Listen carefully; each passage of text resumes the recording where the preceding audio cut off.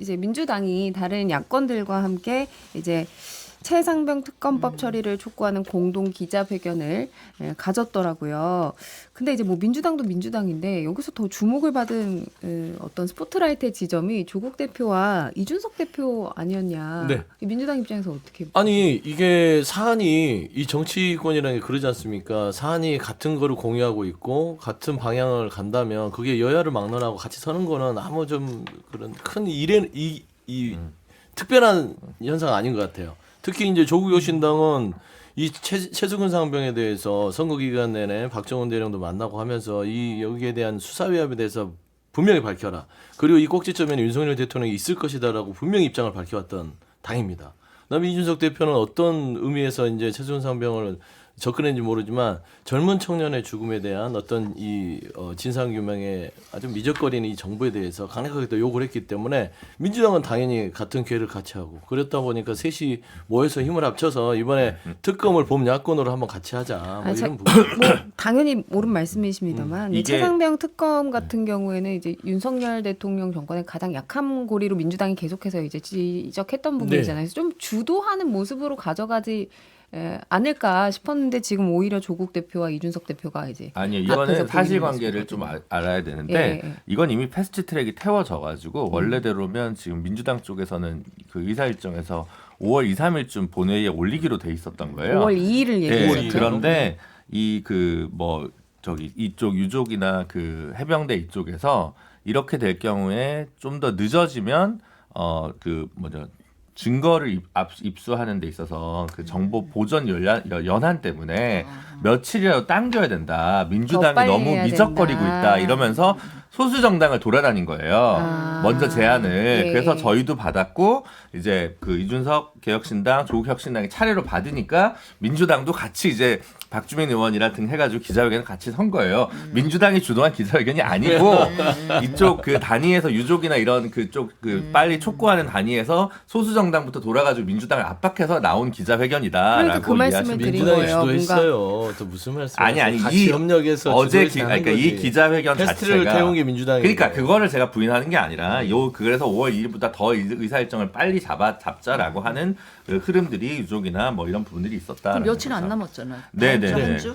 일주일이라도 좀 빨리 해야 그 정보 보존 연한 1년 지나는 7월 며칠을 지나는 그것 때문에 좀 더 빨리 해달라고 얘기돼가지고 각 당별로 뭐 새로운 미래나 진보당까지도 전부 다 원내인 소수정당부터 전부 다 오케이를 하니까 민주당까지 간 거죠. 그러면 어쨌든 유족들 입장에서는 21대 국회에서 처리를 좀 해달라는 거잖아요. 빨리빨리. 근데 가능성은 어떻게 보세요? 지금 이제 이거는 여당에서도 원래 이것 정도는 해줘야 된다. 그래야 우리가 쇄신의 변화의 모습을 보여준다라고 했기 때문에 저는 되지 않을까 싶거든요. 근데 계속 지금 뭐 독소 조항을 계속 얘기하던데. 그러니까 그 그게- 독소 조항이라는 예. 게 두 개인데 하나가 지금 이 법 특별검사 같은 임명. 경우에는 대한변협에서 4명을 추천하면 그다음 민주당에서 2명으로 압축하고 그 2명 중에 1명을 대통령께서 이제 선택하는 그걸로 돼 있거든요. 그러니까 그러면 다 같은 원내 교섭 단체인데 여당의 추천권이 빠진다. 이걸 가지고 독소 조항이라고 주장하시는 게 있는데 사실 최순실 특검이나 뭐 이런 경우에 드루킹 특검이나 이런 경우도 다 그런 전례가 있었기 때문에 정치적인 수사로서 사실은 독소 조항이라고 얘기하시는 것 같고 두 번째가 아마 그 피의 사실 외의 수사 과정에 대해서 브리핑하는 거. 근데 그것도 사실 뭐 최순실 특검 때도 있었던 조항이고 드루킹 때 있었던 건데 그래서 선례가 없는 조항은 아닙니다. 근데 이제 거기에 대해서 독소 조항이라고 하는 건 정치적 그냥 반대를 위한 거고 지금 그거는 총선 전에 그렇게 주장할 수는 있었겠을지 몰라도 총선 결과를 겸허하게 반대한다면 저는 투표하면 거부권이 있더라도 국민의힘 내부에서 좀 이탈표가 있지 않을까요? 이거 같은 경우는. 근데 김재섭 위원장 같은 경우도 굉장히 뭐 이렇게 뭐 비판도 많이 하고 합리적인 얘기를 하는 당선인으로 평가받는데 이거 이렇게 너무 빨리빨리 해서 좋지 않을 수도 있다라는 의견도 지금 있더라고요. 하면 본인이 투표권 행사를 못 하니까. 네, 그러면 이제 그 김재섭 위원장 아직 원외입니다. 김재섭 당선인을 떠나서라도 여권에서의 전반적인 어떤 분위기는 어떤가요? 이거 지금 윤지호 원내대표가 얘기했잖아요. 이거 처리되면 안 된다. 우리 반대다라고 얘기를 했기 때문에 국민의힘 의원들은 당론으로 반대할 가능성이 높아 보인다. 그럼 21대 말씀을 국회에선 드리는데. 처리 안 될 거라고. 아니 되겠죠. 어차피 뭐 민주당과 거부권의 야권이 힘을 문제지. 합치면은 되긴 될 되는데 거다. 결국에는 대통령이 거부권 행사하고 거부권을 재의결할 만큼 의석수, 투표수가 나오느냐 그걸 좀 지켜봐야 될 것 같은데 대통령으로서는 상당히 위험스러운 법안이잖아요. 그렇죠. 이건 대통령을 향한 거거든요. 대통령 당신이 지시했지 이걸 밝히자라는 특검법이잖아요. 대통령으로서는 이걸 받아들이기가 쉬워 보이진 그럼 않는데 또 거부권할 거라고 보시는 거예요? 그렇게 보여져요. 그래서 지금 독소 조항이라고 지적되는 것들을 설사 민주당이 다 반영을 해줘요. 그렇다면 받을까요? 안 받겠죠. 아니 근데 이게 전례가 없었는데 네, 특히나 뭐 이제 그 언론 브리핑 같은 경우는 받아들일 수 있지만 예를 들면은 이 특별검사를 임명하는 것들은 드루킹이나 최순실에서 다 했던 거예요. 그러니까 이 특별검사를 누구를 임명하는 절차 자체는 양보할 수 없는 것인데 아니, 이걸 무슨 그 얘기가 독소조항이라는 아니신 것 같아요. 진수희 장관님 얘기는 여당도 공동으로 추천한다 한들 한들. 여당이 받지도 그러면 않을 받겠냐. 거다. 그러면 대통령이 받겠냐? 예, 예. 안 받죠.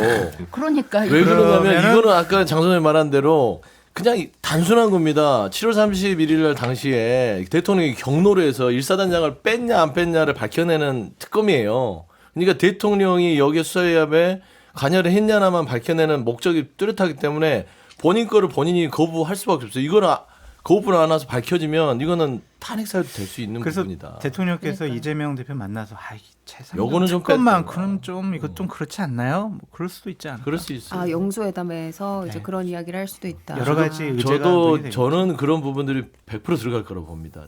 본인하고 배우자는 좀 봐달라. 아니, 그래야 협치를 좀 하지 않겠냐. 일단 돌아오는 장관님. 주에 예정되어 네, 있으니까 네. 그거는 또 다음 주에 네. 이야기를 해보도록 하고 이 이화영 전 부지사의 이 술판 회유 관련해서 이 진실 공방 이제 보도가 나왔잖아요. 네. 이것도 좀 어떻게 생각하셨는지 궁금한데, 그러니까 좀 내용을 요약을 하면은 이제 쌍방울 대북 송금 의혹으로 재판받고 있는 이화영 전 경기도 평화부지사가 그러니까 이재명 대표에게 불리한 진술하기 전에 어떤 검찰청 안에 어떤 청사에서 연어랑 술이랑 막 먹고 회유를 당했다 뭐 이런 내용을 법정에서 진술했다는 거잖아요. 그렇죠. 그래서 또 이게 재판 결과에 어떻게 영향을 미칠 것이냐 이것도 굉장히 주목을 받고 있는데 총평부터 좀 들어볼까요? 저는 뭐 짧게 말씀드리면 이화영 전 부지사 재판 과정에서 그 이재명 대표에게 쌍방울 대북 송금을 말했다 안 했다 이게 두 가지가 이제 이 증언이 바뀌었다는 겁니다. 그러면 그 증언에 어떤 처음에는 말을 했다, 알고 있었다라는 것들이 검찰의 회유에 있어서 한 증언이다라고 지금 주장하면서 결국에는 검찰의 회유 시도가 이런 정황 속에서 이루어졌다는 주장이란 말입니다. 근데 술과 상당히 연어. 구체적이더라고요. 뭐 그림도 좀 그렇죠. 그리고 뭐.